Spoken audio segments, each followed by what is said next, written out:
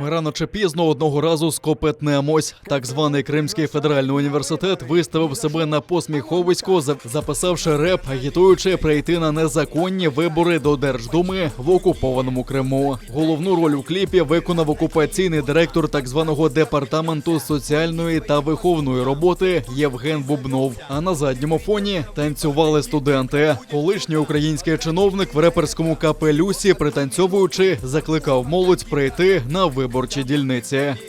КФУ приглашает на выборы. Не зашло? А можно так.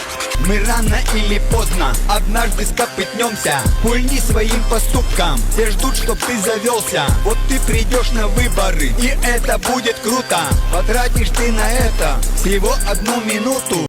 Євген Бубнов до 2012 року очолював комітет з охорони навколишнього природного середовища Криму. У 2011 році щодо нього прокуратура Автономної Республіки Крим порушила кримінальну справу і його відсторонили від посади. Через деякий час справа була закрита, але на 2 роки Бубнов зник з публічного життя. Після окупації Криму очолив виконком Кримського відділення Єдиної Росії. А у 2015 році влаштувався проректором у незаконно створений Кримський федеральний університет.